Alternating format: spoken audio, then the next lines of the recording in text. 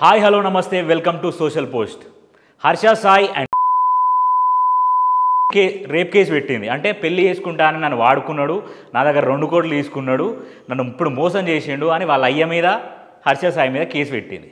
అసలు ఫస్ట్ మనం హర్ష సాయి గురించి మాట్లాడుకుందాం. ఏంది హర్ష సాయి? మీరు అందరూ అనేదో దేవుడు అనుకొని వీడు మనకు ఏంది యూట్యూబ్లో వీడియోలు పెట్టి వీళ్ళకి సాయం చేస్తున్నా వాళ్ళకి సాయం చేస్తున్నా, బార్బర్ దగ్గర కటింగ్ చేసుకొని తీసుకుపోయి కటింగ్ షాప్ పెట్టించిన, ఇల్లులో నన్ను ఇల్లు కట్టించిన, ఇదంతా కాని పని. వాడు రూపాయి పిల్లి బిచ్చమైన కథ అది. ఒక రూపాయి ఇచ్చి 100 రూపాయలు ఎట్లా లాభం తెచ్చుకోవాలనే టైపు ఆ హర్షసాయిని మీరు దేవుడు చేసిళ్ళు. కానీ బండారం బయట పెట్టేది ఎవరు? క్లోజ్డ్ పీపుల్ మాత్రమే బండారం బయట పెడతారు.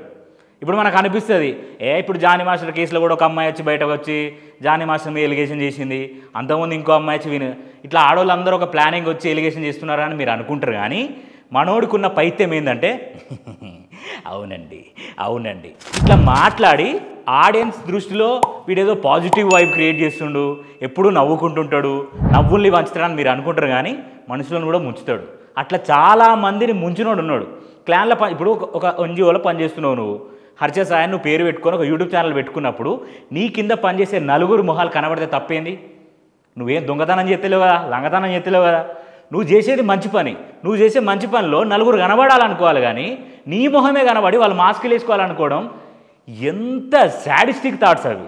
అంటే నువ్వే కనబడాలి, నువ్వు మాత్రమే 100 మందికి హర్ష సాయి దేవుడు, హర్ష సాయి ఏదో మానవతా దృక్పథంతో ప్రజలల్లా ఏదో సాయం చేసే గుణం ఉన్న హర్ష సాయి అని అనుకుంటున్నారు తప్ప అస్సలు కాని పని. ఈమె బిగ్ బాస్ ఫేమ్ కూడా అండి, బిగ్ బాస్ కూడా పోయి వచ్చింది. లాస్ట్ టైం మనోడు హర్ష సాయి ఏదో సినిమా తీద్దామని సినిమా తీసిండు, అది కూడా రొట్టలానే ఉంది ఆ ట్రైలర్ అంతా. ఇక ఆ సినిమాకి ఈమె ఏదో గెస్ట్ వచ్చింది, ఆడియో లాంచో లేకపోతే ప్రీ రిలీజ్ లాంటి ఈవెంట్ పెడితే ఆ ట్రైలర్ లాంచ్ ఈవెంట్ వచ్చి I'm introducing my hero, my friend. మన జీవితంలో ఇలాంటి ఒక ఫ్రెండ్ ఉండాలి. ఇప్పుడు ఈమె భజన చేసింది. భజన చేసిన తర్వాత వీళ్ళిద్దరూ పర్సనల్గా ఇంకో భజన చేసుకున్నారు.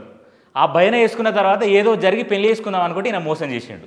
2 కోట్లు ఇచ్చిందంట ఈ మిత్రా శర్మ. 2 కోట్లు ఇస్తే 2 కోట్లు తీసుకొని వాడుకొని నన్ను వదిలేసిండు, ఇప్పుడు నన్ను పెళ్లి చేసుకుంటా అంటే చేసుకొని అంటుండ అని చెప్పేసి వాళ్ళ నాన్న కూడా దీంట్లో ఇన్వాల్వ్ అయ్యిండు అని చెప్పేసి హర్ష సాయి మీద వాళ్ళ అయ్య మీద కేసు పెట్టింది. ఇక తీరా చూసుకుంటే ఆమె చేసే ఎలిగేషన్ ఏంది? నన్ను పెళ్లి చేసుకుంటా అని చెప్పడం వల్లనే నేను హర్ష సాయితో క్లోజ్ అయినా, ఆయన మంచి వ్యక్తి కాదు, ఇప్పుడు చెడ్డ వ్యక్తి అని అంటుంది. అంటే ఇప్పుడు మనం ఏమనుకోవాలి? మంచి చేస్తున్నప్పుడు సపోర్ట్ ఇచ్చిన వాళ్ళు, అరే మనకి ఇన్ని రోజులు మంచి చేసిళ్ళు, మనకు డబ్బులు ఇచ్చిళ్ళు అని అన్నప్పుడేమో వీడు మంచోడు అని చెప్పేసి మిత్రా శర్మ అనొచ్చు. ఎప్పుడైతే నువ్వు నాకు వద్దన్నావో వెంబటే మనం ప్లేట్ చేంజ్ చేయొచ్చు. ఇప్పుడు హర్ష సాయి తప్ప లేకపోతే మిత్రా శర్మ తప్ప అని అంటే, మిత్రా శర్మకి హర్ష సాయికి మధ్యలో జరిగింది ఏమైంది, ఏం జరగబోతుంది అనేది వాళ్ళ లాయర్లు రివీల్ చేస్తారు. కానీ హర్ష సాయి వర్సెస్ పబ్లిక్ మాట్లాడుకుంటే హర్ష సాయి గారు పెద్ద దొంగనా కొడుకు. నేను చెప్తున్నా కదా, ఆ సామ్రాట్ కూడా వచ్చి ఈ బెట్టింగ్ యాప్స్ గురించి వీటి గురించి ఎంత ఫైట్ చేస్తున్నాడు. పరీ మ్యాచ్ అనేది ఎంతమంది జీవితాలని నాశనం చేసింది తెలుసా? అంతమంది జీవితాలను నాశనం చేయడానికి కారణం ఏంది? ఇప్పుడు మనం వీడియోలు చూసుకుంటే మిలియన్స్ ఆఫ్ వ్యూస్ వస్తాయి. ఆ మిలియన్స్ ఆఫ్ వ్యూస్లో ఎంతమంది ఇన్ఫ్లుయెన్స్ గారు ఒక్కొక్కటి ఫోన్లు పట్టుకుంటారు.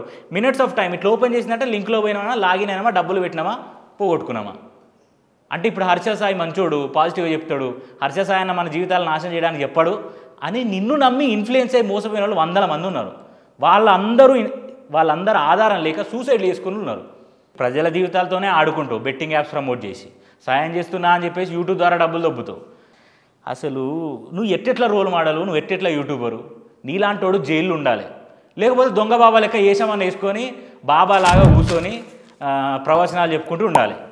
కానీ ఇట్లా జనాల మీద పడి, మనుషుల మీద పడి, పర్సనల్ లైఫ్స్ మీద పడి, అసలు ఖచ్చితంగా చెప్తున్నా హర్ష సాయి అనేటోడు బయట తిరగాల్సిన వ్యక్తి కాదు, కఠినంగా శిక్షించబడి ఖైదీలాగా జైల్లో ఉండాల్సిన వ్యక్తి. సో ఖచ్చితంగా మీరు అందరూ హర్ష సాయికి సపోర్ట్ చేయకుర్రా, మీకు అర్థమైతే లేదు. మనం ప్యాక్ ఆట ఆడితేనే పోలీసు వాళ్ళు వచ్చి కొట్టిపోతారు. అలాంటిది ఇల్లీగల్ గేమ్స్ని ప్రమోట్ చేసేటోనికి ఎట్లా సపోర్ట్ చేస్తున్నారా మీరు? మీ అయ్యా పోయి ప్యాకెట్ ఆడతాను ఒప్పుకుంటావా? అలాంటిది ఎవడో వచ్చి నేను ప్యాకెట్ ఆడు, నువ్వు ఇది ఆడు, క్యాసినో ఆడు అని మోటివేట్ చేస్తుండు. దానికి ఎందుకు ఇన్ఫ్లుయెన్స్ అవుతున్నారు? వాడు చేసే పనుల వల్ల ఒక మనిషి ఏం పని చేస్తున్నాడో ఆ పనులను బట్టి మనం ట్రీట్ చేస్తాం. అది చేసే పనులు అట్లనే ఉన్నాయి. ఒక్కనికి మంచి చేస్తున్నావు కావచ్చు, కానీ 100 మందిని మోసం చేస్తున్నావు కదా. మరి నువ్వు ఆ 100 మంది జీవితాలేంది? 100 మందిలో ఒక్కనికి మంచి చేసి 99 మంది జీవితాలని కనుమరుగేటట్టు నాశనం చేసినప్పుడు ఖచ్చితంగా నువ్వు not at all, you are not a good person, you are not at all a good YouTuber, you are not at all a good human being. నన్ను అడిగితే నువ్వు మంచి చేసిన దానికి ఓకే పర్లేదు, హర్షసాయి బాగా చేశాడు, నువ్వు చెడు చేసిన దానికి హర్షసాయి అడిగింది అని మాట్లాడాల్సి వస్తుంది. సో నువ్వు చేసే తప్పులు రోజు రోజుకి బయటపడుతున్నాయి, బాధితులు బయటకు వస్తున్నారు. ఏంది నువ్వు బెట్టింగ్ యాప్స్ ప్రమోట్ చేస్తే వాటి గురించి మాట్లాడుకున్న బాధితులు బయటకు వస్తున్నారు. సో హర్షసాయి గురించి అన్ని అప్డేట్స్ ఇస్తూనే ఉంటాం. మా అప్డేట్స్ కోసం చూస్తూనే ఉండండి సోషల్ పోస్ట్ ఛానల్ని. మీ ఒపీనియన్ కూడా కింద కామెంట్ చేయండి ఈ హర్షసాయి గారి గురించి. ఈ హర్షసాయి ఫ్యాన్స్ అనుకుంటారు చూసినా, ఆయనకి వీడియో షేర్ చేయండి, చూద్దాం మనం హర్షసాయి ఏందో, హర్షసాయి కథ ఏందో.